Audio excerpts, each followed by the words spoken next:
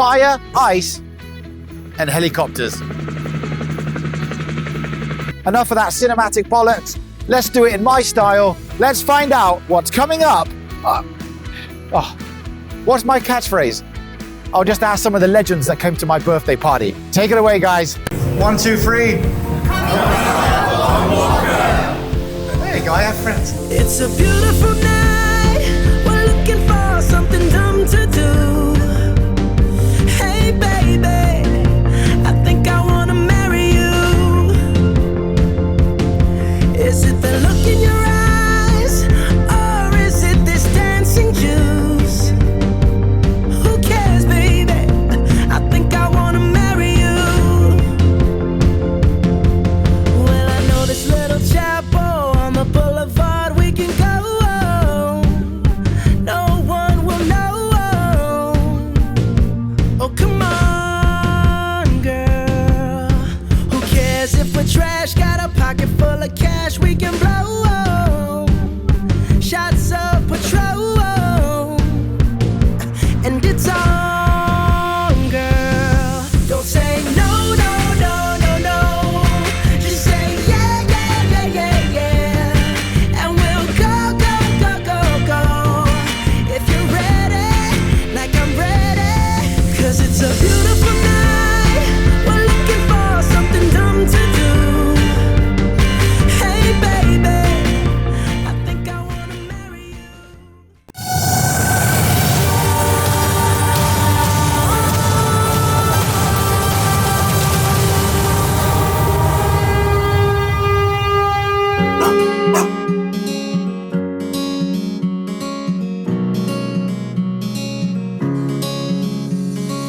Good morning, everyone, and welcome to the land of Vikings, Iceland. This is, in fact, our honeymoon, and finally, after exactly 2 years, I've managed to sell enough internal organs on the black market to be able to take my beautiful wife on a trip of a lifetime. The plan is to drive one lap, 1,115 kilometers around this beautiful island, finishing with an epic helicopter ride. We should be taking little videos to log all the best bits, kinda like a vlog, I suppose. Only unlike every other travel vlog on YouTube, this one won't be complete shit. Before we picked up the car, we headed into the capital to do some shopping, and I know, trust me, no one hates shopping as much as I do, but don't click away just yet. I'll make this super quick so we can get onto the good stuff.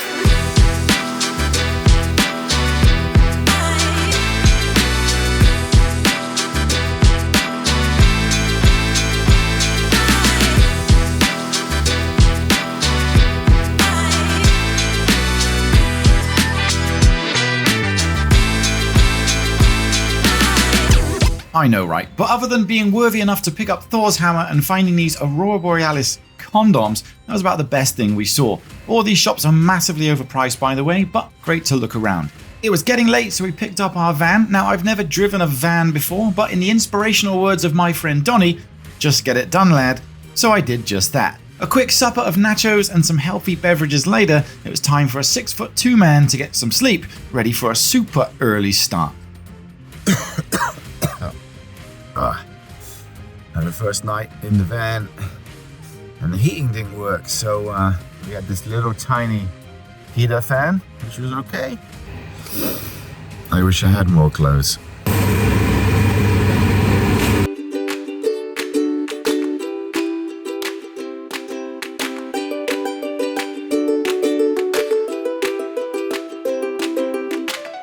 Opening at 8 AM, we had travelled just an hour outside of the city to this sort of lagoon that's very blue. There is much debate about this place given how many natural hot springs there are in Iceland, and this is man-made. However, it's super beautiful, especially in the morning sun. We had gotten the cheapest option, which also gave us towels, a free beverage, and oh my god! Jesus Christ. I don't know what the hell that is, but I refused to put anything on my face, so me and Madam Zombie over here headed over to get that drink. You're allowed to stay there as long as you like, but 45 minutes was more than enough for us, and my hands felt weird for the whole day after. Another option is this place, which is a lot cheaper, but equally, it looks like this. So I'll let you decide what you'd rather visit. As it's our honeymoon, I wasn't allowed to mention the cost of every single thing, but I will cover costs throughout this trip. However, every time I say these massive numbers, I've asked my wife to kind of punch me in the face to sort of soften the blow. Brilliant. We'd left just as busloads of people started swarming in. Like, if you ever win the lottery and decide to splurge £180 on a public bath, a word of advice: get there early. Seriously, get there early. Now it was time to hit the road. The biggest decision in Iceland's ring road: clockwise or anti-clockwise. We were using this app which showed us the chances of the northern lights, and we figured we had a few days to see it in the north, so anti-clockwise it was. Of course, we passed this waterfall, which is always super busy, even in October. We also passed this super famous site, an old plane crash. Everyone and their grandma visits it, so I'll just throw in some stock footage here and move on.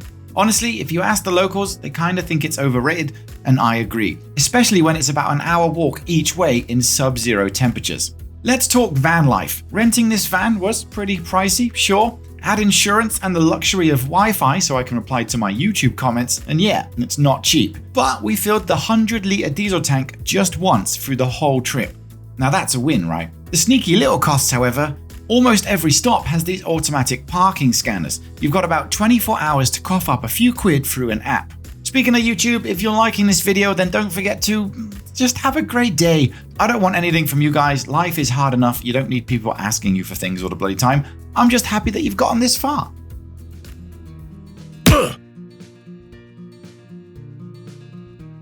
The next day, even though we had nothing planned, ended up being an absolutely incredible day because we did so many things. I nearly even filmed a once-in-a-lifetime moment too. I'm still very disappointed about it, but I'll get to that later.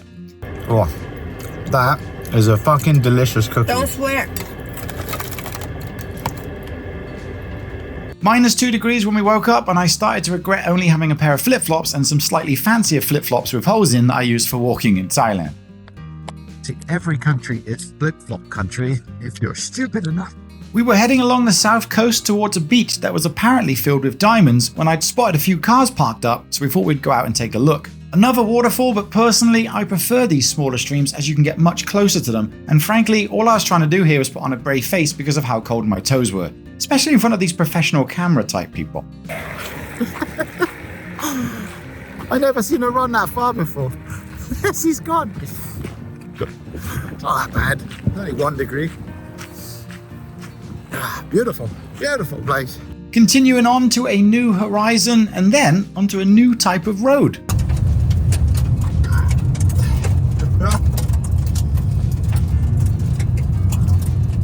Glad I got the insurance. But before long, we had reached our next destination, and wow, what an absolutely incredible sight.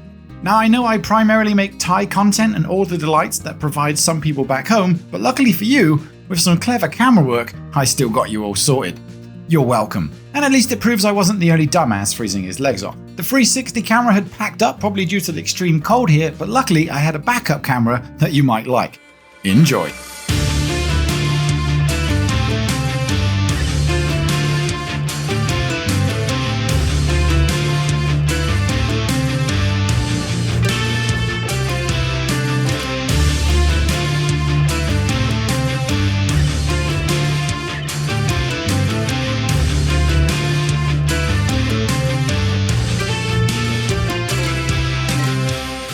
Just 50 kilometers further along to the east is the Diamond Beach. Every day, thousands of people come here to take close-up photos of ice that forms into fantastic small diamond shapes. Kitty even made a joke here about wishing she had a large diamond on her finger, but little did she know that later on in this video, she would definitely not be getting a large diamond for her finger. Opposite the beach is yet another attraction, and given that all the car parks were full, we decided to walk over to it. Where here, I am absolutely kicking myself for what had happened.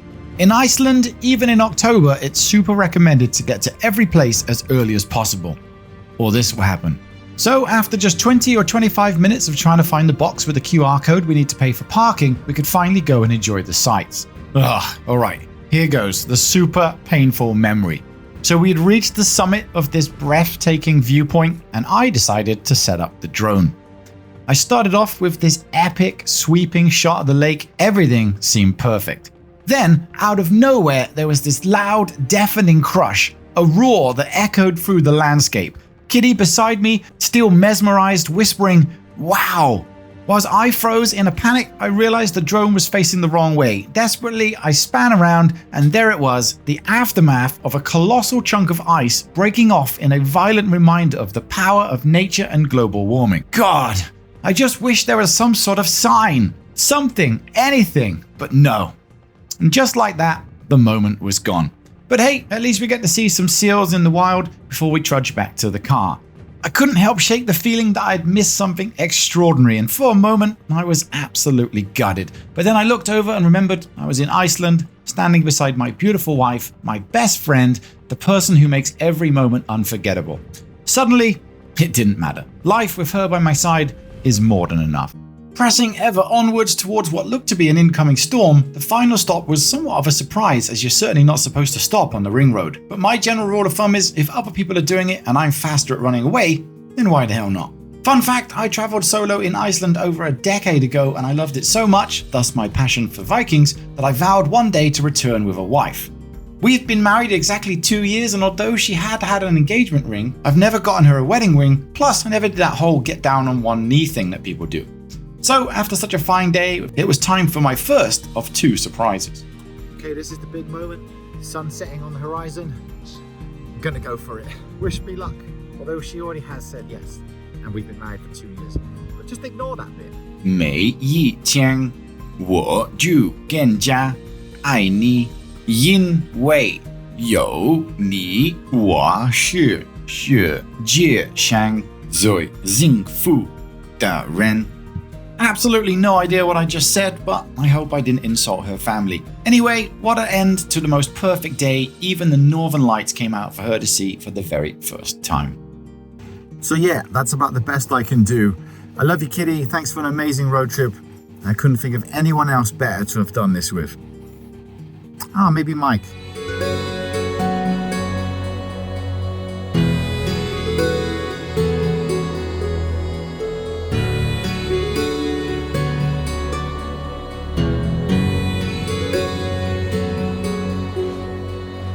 The next morning, we visited a Viking village which was next to our campsite and came included with the overnight price. Of course, everything here is fake, but it gave me the chance to read up some more about the Vikings. Such as the Icelandic Vikings practiced a form of trial by fire known as the ordeal of the hot iron.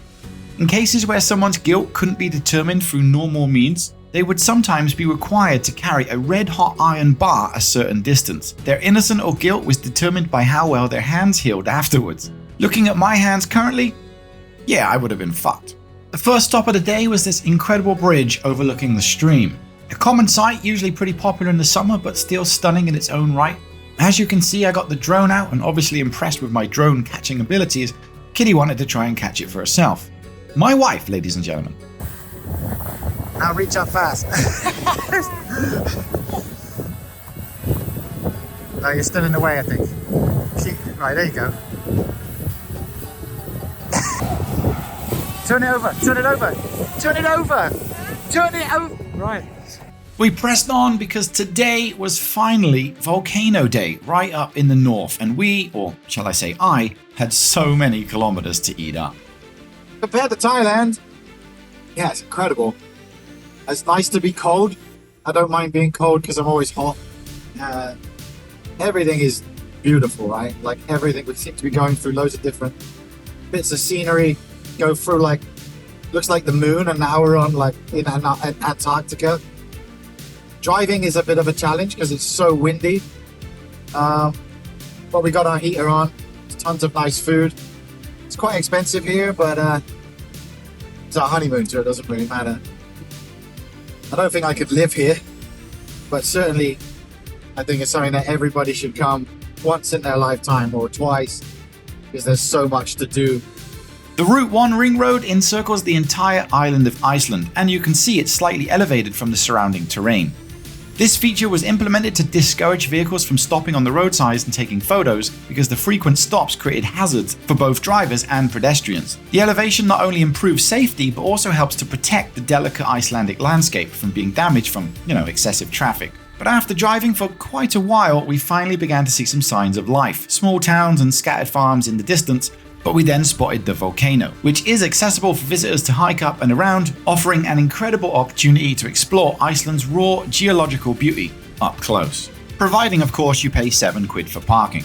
Now here's a fun fact, the most dangerous animal in Iceland are sheep. Yep, they love playing chicken with cars on the road. Anyway, we made it to the Volcano. Last time I was here, it wasn't blanketed in ice, but that didn't stop us from facing the biting 1 degree cold to hike to the top. I snagged an epic drone shot, totally worth it. Though getting back down was a bit of a challenge. Gotta get better shoes.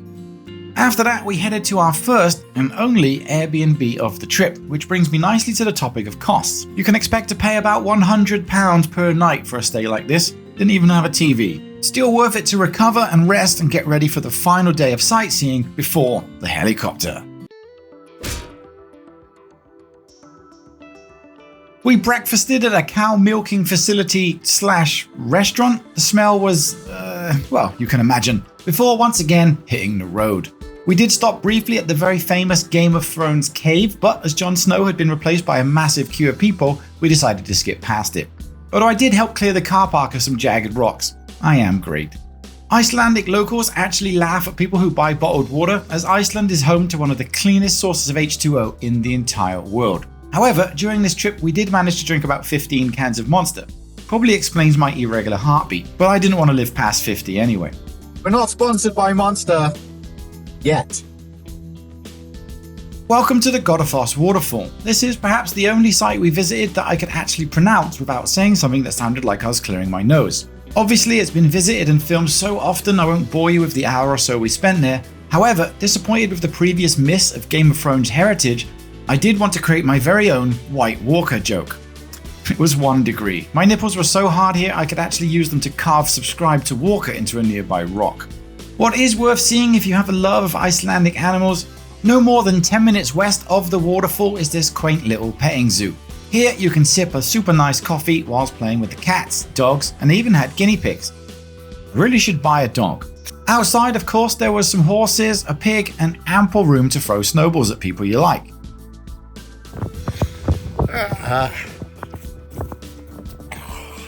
Oh, it's so cold. It is in my hair. A couple more 100 kilometers up the road and we rocked up for our final night in the van. Now, I've never been the biggest fan of food related content on YouTube, but I'm sure there are some people who like that sort of thing. And thus, as we had some spare time, I thought I'd show you what cooking in and around the van was like.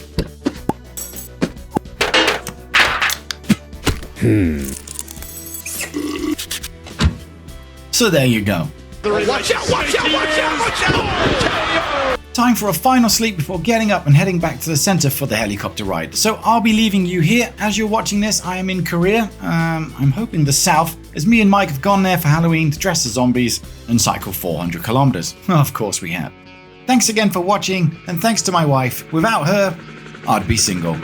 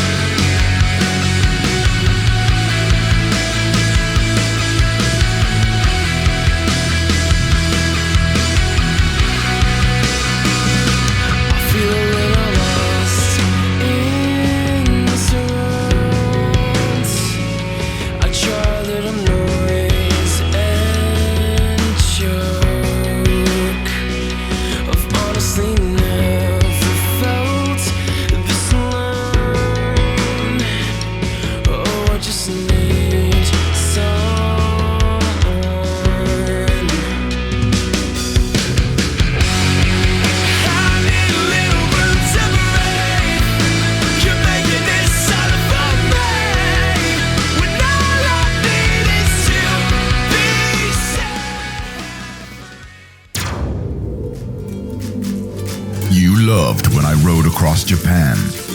You were thrilled when I rode across Thailand. And now I can announce the final part of the cycling series coming this Halloween, Road to Busan. For my American viewers, Busan is in South Korea.